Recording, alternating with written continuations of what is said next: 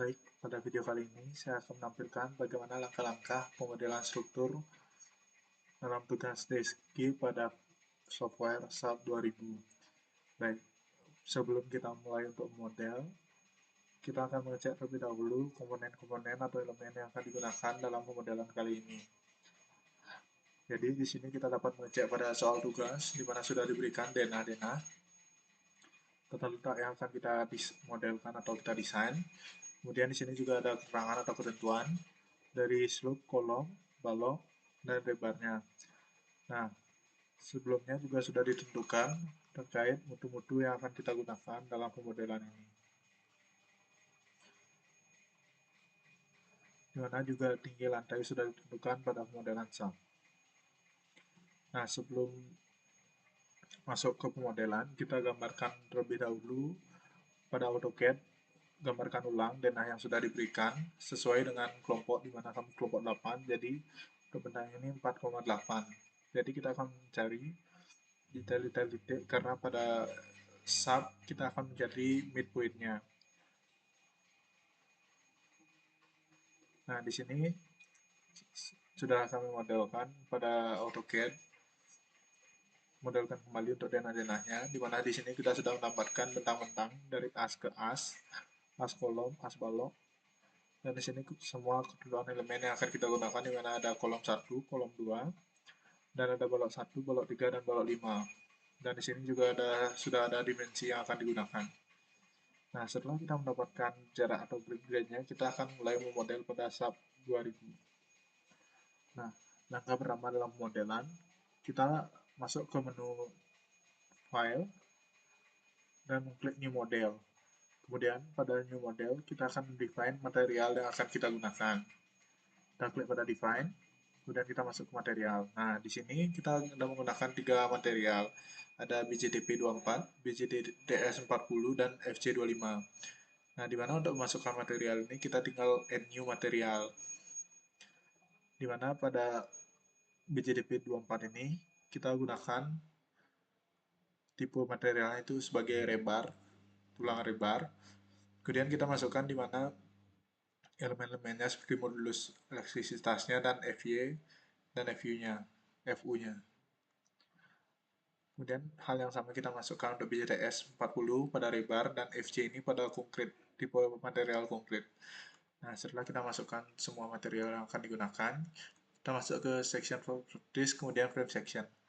Nah, pada frame section ini kita akan memodelkan frame-frame yang akan kita gunakan dalam pemodelan ini, di mana kita akan menggunakan kolom 1, di mana kolom 1 ada horizontal dan vertikal, di mana kita lihat kembali pada denah, ada yang posisinya vertikal, ada yang posisinya horizontal.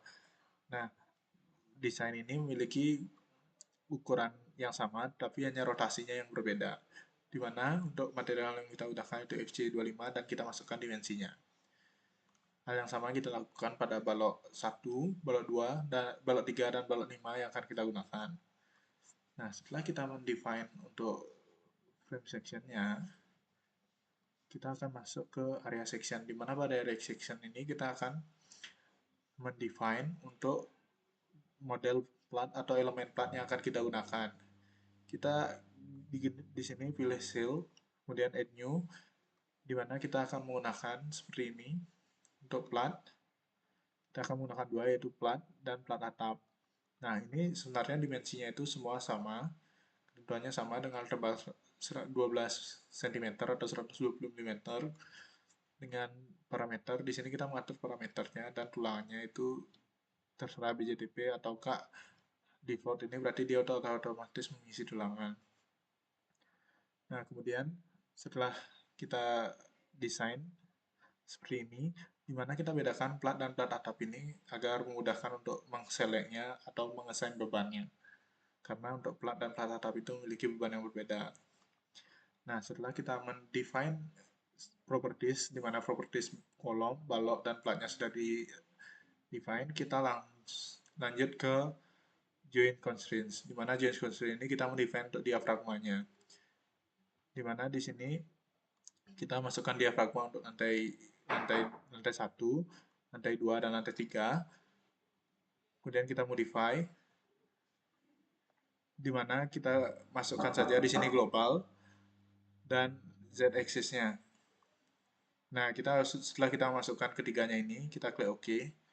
Kemudian kita lanjut untuk mendefine load pattern-nya.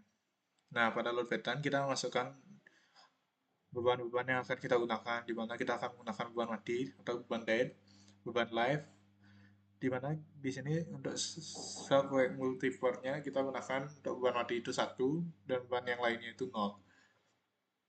Kemudian kita masukkan beban support dead dan static X dan static Y, di mana untuk bebannya itu kita menggunakan beban gempa. Kemudian untuk auto ratelar load-nya kita menggunakan SCE 716, di mana kita modify juga load pattern-nya. Nah, di sini kita menggunakan ketentuan di mana daerah yang kita gunakan yaitu di daerah Kota Cianjur, jadi kita gunakan respons spektrum yang ada di daerah sana. Jadi kita modify semua data-data yang ada di sini, di mana SS dan S1-nya kita ganti, dan long period-nya kita ganti juga. Kemudian kita klik OK, sama juga untuk static Y-nya seperti itu. Kemudian setelah semua load pattern-nya sudah masuk, kita klik OK. Kemudian sebelum kita masuk ke load keys, kita masuk terlebih dahulu ke function, di mana kita masuk ke response spectrum. Nah, di sini untuk response spectrum ini, kita masukkan data-data yang kita gunakan, di mana daerah yang kita gunakan yaitu Kota Cianjur, di mana kita mengacu pada data puskim di daerah Kota Cianjur, kita masukkan nilai SS dan S1-nya, di mana di sini sudah kita dapatkan dari data puskim response spectrum tahun 2019. Untuk data-data SS dan S1-nya kita sudah dapatkan seperti ini, sehingga kita tinggal masukkan ke pemodelan SAP saja. Dan long period-nya juga kita masukkan di sini, sehingga otomatis muncul grafiknya ini. Kemudian kita klik OK setelah kita mendefinisikannya. Kemudian kita lanjutkan ke load keys, di mana kita memasukkan load keys-nya di sini. Ada beban mati, ada modal, itu otomatis ada, beban live, super dead, static X, static Y, dinamis X, dinamis Y. Nah, di sini juga kita modify. Kita masukkan untuk yang X itu kita masukkan U1, dan di sini tadi kita sudah masukkan fungsinya itu response spectrumnya, kita pilih response spectrumnya. Untuk scale faktornya kita dapat juga dari datanya ini. Kemudian kita tinggal add aja, kemudian OK. Nah, di sini karena sudah saya define tidak usah dirubah lagi. Dan sama untuk Y kita modify. Nah, untuk Y ini berbedanya di sini kita menggunakan U2. Kemudian kita close. Nah, setelah load keys terdefine, kita lanjutkan masukkan load combination, di mana load combination-nya di sini ada 4 yang kita gunakan, di mana 1,4D, 1,2D, plus 1,6L, ada 1 quick X ditambah 0,3 quick Y, dan 0,3 quick X ditambah 0,3 quick Y. Dimana cara menambahkannya tinggal add new combo, kemudian kita masukkan nama kombinasi yang akan dimasukkan, kemudian kita pilih di sini beban apa yang load case apa yang akan kita masukkan, kemudian skill vektornya kita tinggal masukkan di sini kan, kemudian kita add. Nah, karena saya sudah mendefinisikan keempatnya, jadi tidak perlu kita tambahkan lagi, kemudian kita klik OK. Nah, setelah itu kita masuk ke mark source, di mana kita menambahkan mark source-nya. Di sini sudah saya tambahkan, di mana kita hanya perlu add new mark source, di mana di sini sudah kita masukkan untuk load pattern-nya ada beban-beban multiplier untuk load pattern-nya itu yang kita gunakan. Untuk dead-nya itu 1, super dead-nya untuk skalanya 1, dan live-nya itu 0,25. Kemudian kita klik OK. Nah, di sini semua elemen-elemen strukturnya dan beban-bebannya sudah terdefine. Nah, selanjutnya langkah yang kita lakukan yaitu membuat grid datanya. Karena kita edit grid data, kemudian modify show. Nah, di sini untuk grid-gridnya sudah saya masukkan sesuai data yang saya dapatkan dari soal dan yang sudah saya masukkan di AutoCAD untuk menentukan titik-titik as dari gambar yang kita perlukan untuk model. Kemudian kita masukkan untuk arah X dan arah Y-nya, kemudian arah Z-nya. Kemudian setelah kita memasukkan ini, kita ubah bubble size-nya jadi 1,25 agar tidak terlalu besar dan tidak terlalu kecil. Kemudian kita klik OK. Dan OK, maka nanti akan muncul grid-gridnya seperti ini. Kemudian bisa dilanjutkan dengan model. Nah, di sini untuk modelnya sudah kami modelkan agar video tidak lama. Saya akan menyontohkan bagaimana langkah-langkah untuk modelnya. Kita tinggal klik draw frame cable di sini. Nah, di sini bisa kita pilih untuk section yang kita akan gunakan. Ada kolom vertikal, ada kolom horizontal atau baloknya yang akan kita gunakan. Nah, di sini saya akan contohkan untuk kolom vertikal 1. Nah, misal kita akan modelkan ada kolom di titik ini, disesuaikan saja nanti grid-nya. Kita tinggal klik sampai ke join yang berikutnya. Kemudian kita klik enter.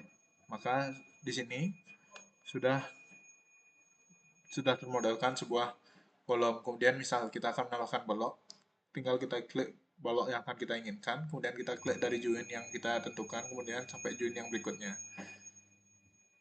Kemudian klik enter, maka sudah termodelkan balok yang akan kita gunakan. Nah, karena di sini saya sudah memodelkannya, maka tampilannya akan seperti ini setelah semua model. Nah, untuk platnya sendiri itu kita klik di sini draw rectangular area. Sebelum itu kita ubah rotasinya menjadi XY.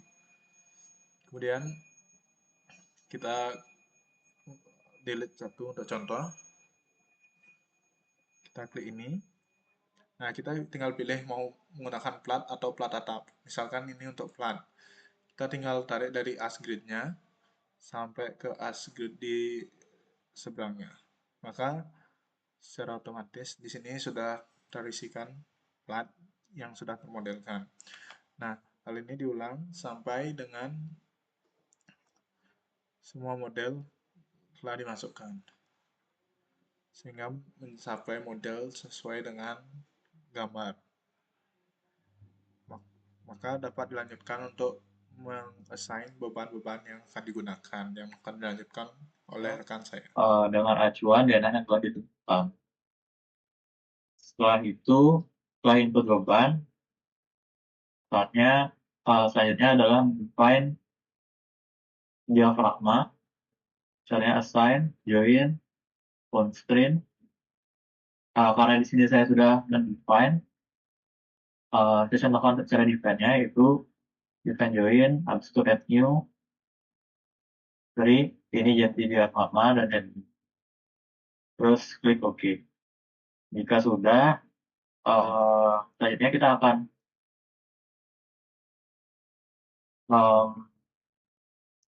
melakukan automatic mesh kepada plat. Caranya itu select semua plat.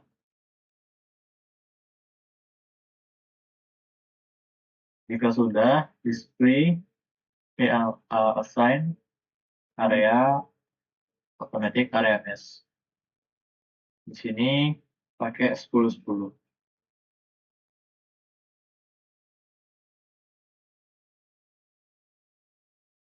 Jika sudah, selanjutnya kita mendefine mesh source.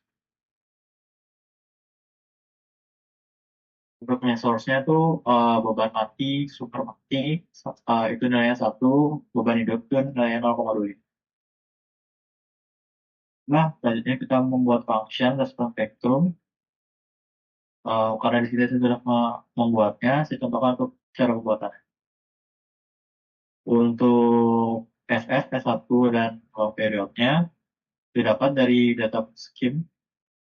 Terus untuk set kelasnya, di sini kita pakai set kelas B. Dan untuk FA, FF, SDS, SD1 otomatis dihitung oleh sub. Jika sudah, kita masukkan. Jangan lupa buat load case dinamis arah X dan dinamis arah Y, di mana untuk load case dinamis itu kita menggunakan standar acceleration loading, terus untuk functionnya kita ganti jadi response spectrum, dan untuk scale faktornya itu dihitung berdasarkan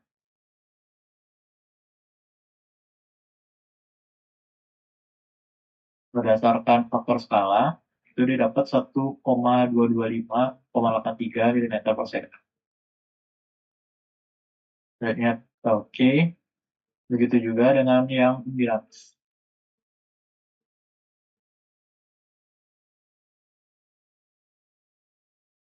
Jika sudah, bisa kita run semua.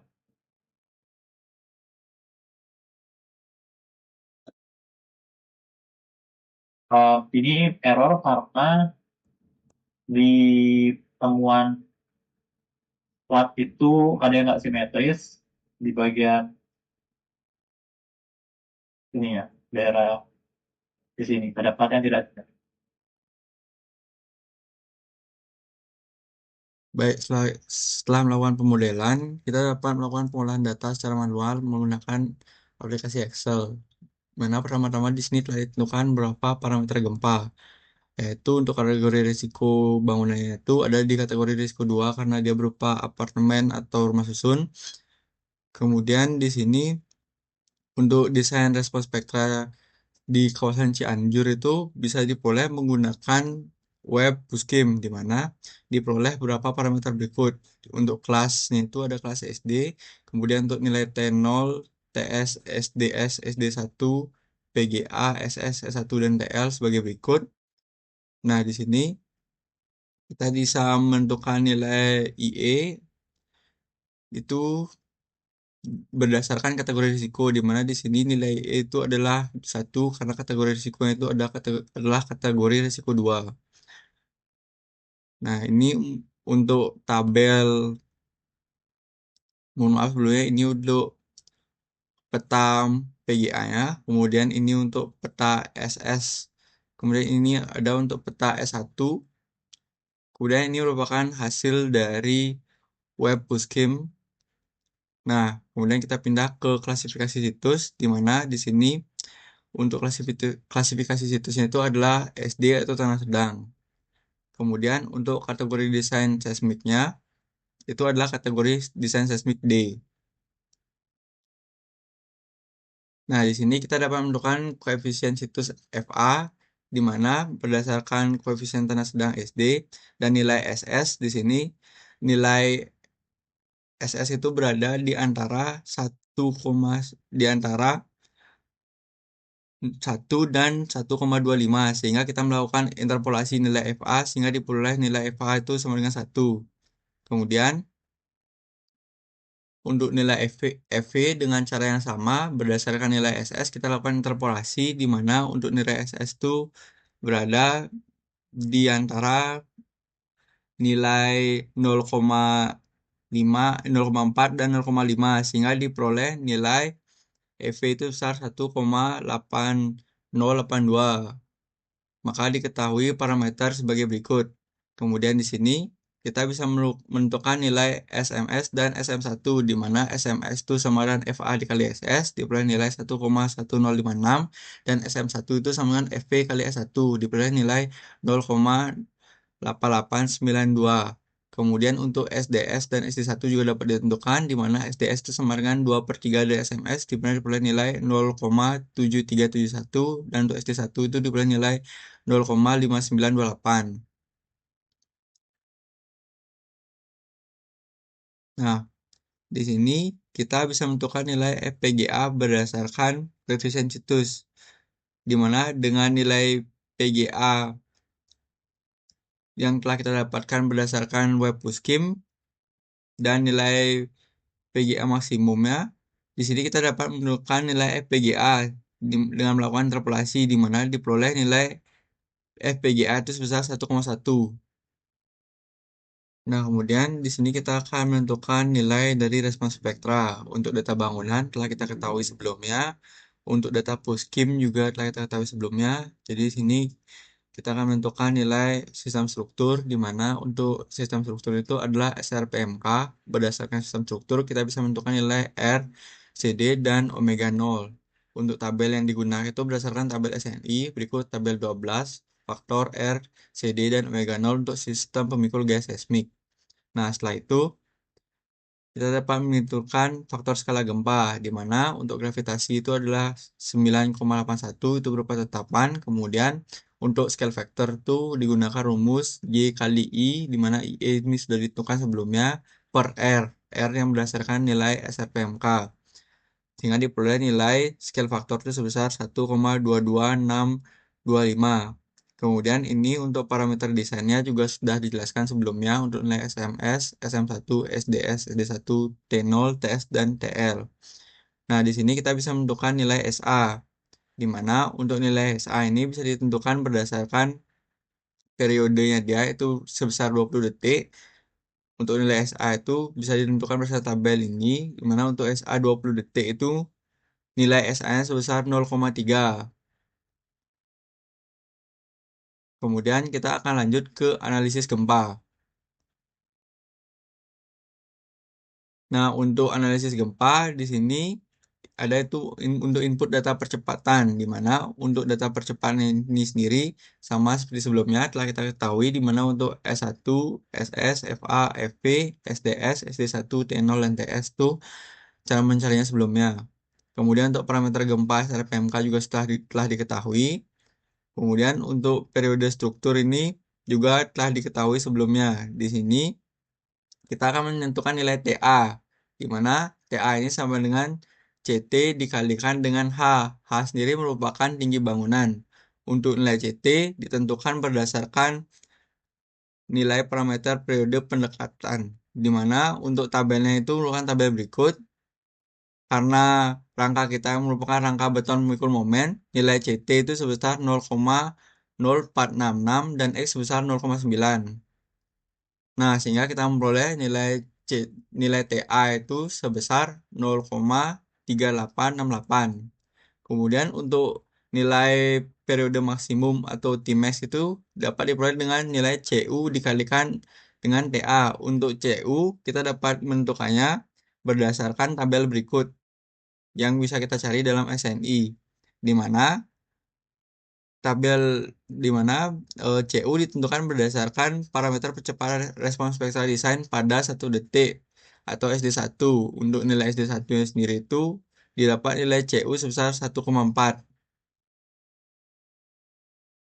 Nah, sehingga kita memperoleh nilai T maksimum itu sebesar 0,541 detik. Kemudian diperoleh nilai periode untuk arah X sebesar 0,7624 dan arah Y sebesar 0,8487.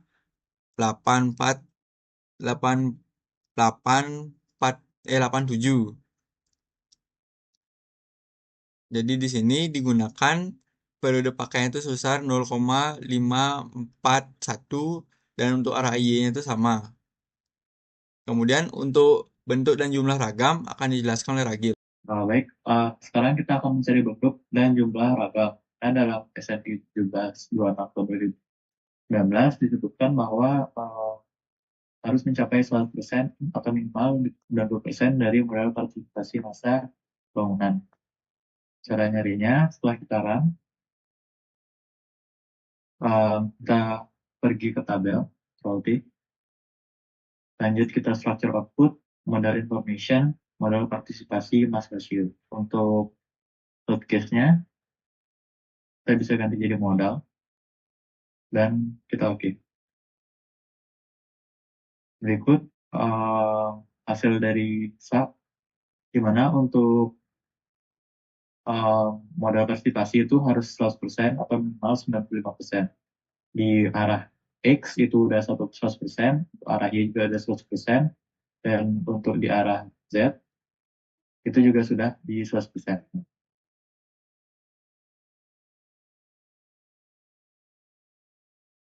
Tabel tersebut bisa kalian copy dan tampilkan selanjutnya untuk gaya geser dasar seismik, untuk koefisien dasar seismik,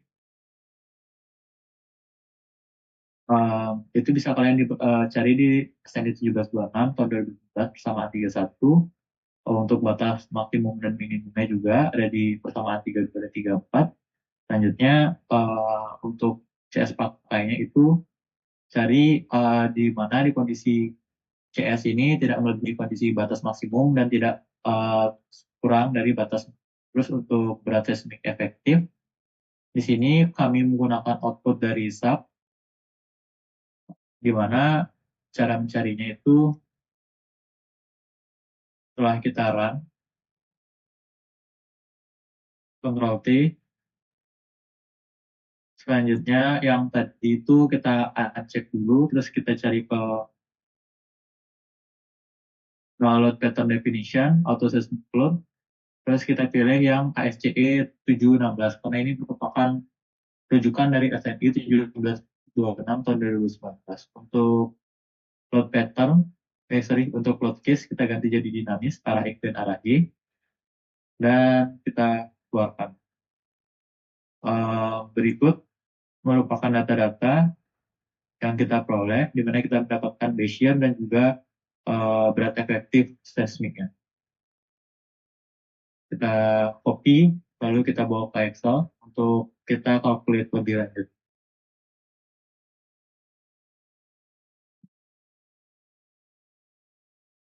Jika sudah, kita akan melakukan penskalaan gaya.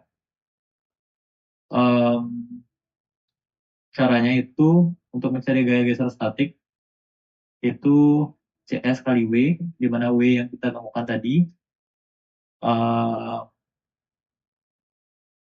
yang ini gaya geser dasar, W berat efektifnya. Selanjutnya kita mencari faktor skala awal, di mana rumusnya itu adalah G per R per I, di mana dapat 1,2 meter per second kuadrat, dan kita jadikan meter itu menjadi 1225. Kita skalakan gaya geser yang pertama kita cari gaya geser respons spektra tanpa skala. Itu caranya sama seperti tadi. Maksud tanpa skala itu kita menggunakan skala awal yang G per R per I. Untuk caranya itu kita uncheck dulu, terus kita cari structure output, base reaction, tabel base reaction. Untuk plot case-nya kita cari yang struktur dinamis, arah dinamis, dan arah statis dan dinamis. Karena sudah menggunakan skala baru, maka dari itu gaya geser tersebut dapat digunakan. Karena gaya geser tersebut telah sama dengan antara gaya geser arah X dinamis dan Y dinamis. Selanjutnya, kita menuju ke simpangan antar tingkat, di mana untuk simpangan antar tingkat ini merujuk pada tabel 20. Untuk simpangan antar tingkatnya itu 0,02A, faktor redundansi itu 1,3, story driven elastic itu rumusnya delta per rho, di mana didapat angka 0,014. Untuk defleksi, pembesaran defleksi atau CD, karena SPRMK menekan 5 dan faktor keutamaan K itu menekan 1. Terus untuk story driven elastic itu rumusnya adalah displacement kali CD per IE. Untuk displacement sendiri, kita dapat dari output sub. Berikut merupakan displacement yang telah didapat. Untuk yang di atas adalah lantai 1, lantai 2, gaya geser dasar, lantai 1, lantai 2 ada displacement di dasar, lantai 1, lantai 2, dan lantai 3. Selanjutnya kita masukkan ke tabel berikut untuk mengetahui apakah displacement tersebut melewati dari drift limit yang telah ditentukan. Didapat bahwa displacement yang terjadi itu tidak melebihi dari drift limit yang telah ditentukan. Selanjutnya adalah distribusi vertikal yang akan dilanjutkan oleh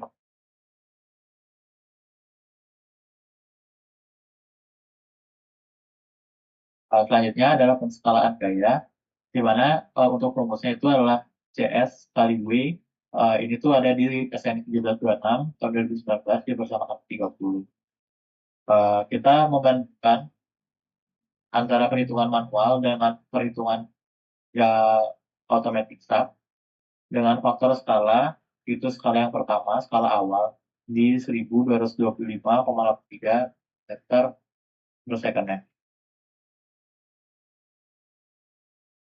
Kita cek dulu di load case kita masih menggunakan skala faktor awal, lalu kita run dan kita tampilkan Ctrl T, analysis result, structure output, base direction. Terus untuk load case-nya kita ganti jadi dinamis dan arah statis. Oke kan?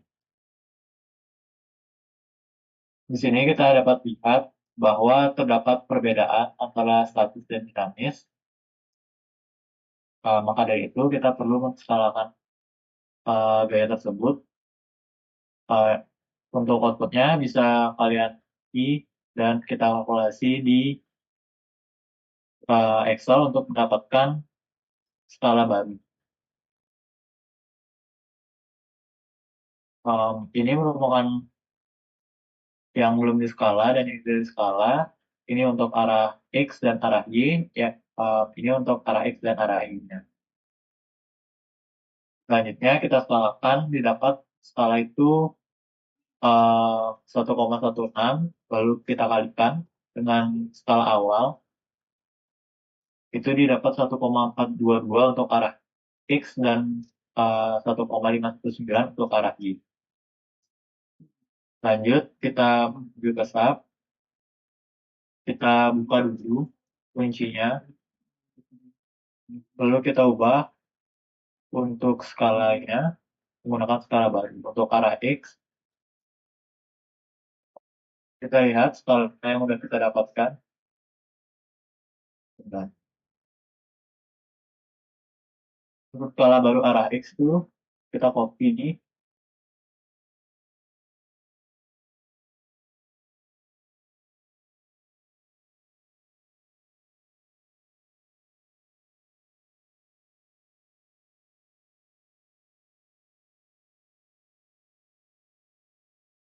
lalu yang untuk arah Y kita lakukan hal yang sama.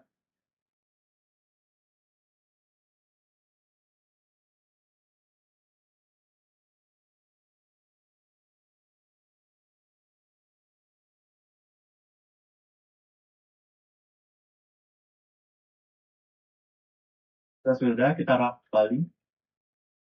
Nah, kemudian untuk nilai distribusi vertikal di sini untuk rumus yang digunakan itu adalah Fx sama dengan CVS dikali V, atau itu sama dengan Vx dikali Hx pangkat K per sigma I1 hingga N WI kali HI pangkat K. Kemudian untuk menghitung K di sini digunakan persamaan K sama dengan 1 plus dalam kurung Tmax atau periode maksimum min 0,5 kali dalam kurung 2 min 1 per 2,5 min 0,5.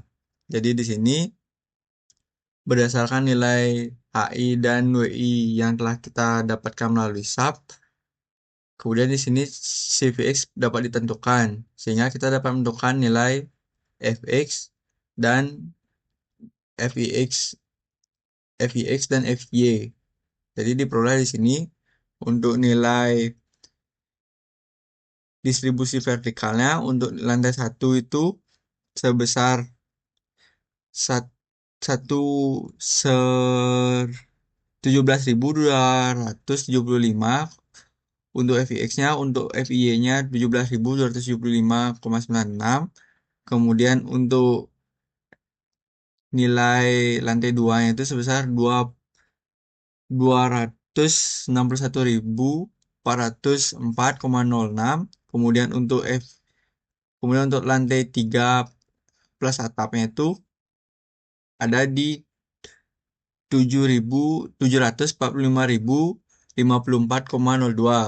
Sehingga untuk nilai totalnya itu sebesar 1.023.734,039 baik untuk di arah X maupun di arah Y. Nah, untuk galannya ini sendiri atau perbedaan dengan antara hasil perhitungan manual dan hasil SAP itu sendiri sebesar 0,002 untuk nilai Fix dan 0,003% untuk nilai Fy. Perbedaan yang minimum ini diperoleh karena kelompok kami sendiri berusaha menyamakan seperti nilai berat ini dengan nilai yang berada di sub sehingga dapat diperoleh nilai galat sekecil mungkin. Kemudian untuk skema atau sketsa dari distribusi gayanya sebagai berikut. Ini merupakan distribusi gaya untuk arah X dan ini merupakan distribusi gaya untuk arah Y. Sekian yang dapat kelompok kami sampaikan. Kami akhiri dengan terima kasih.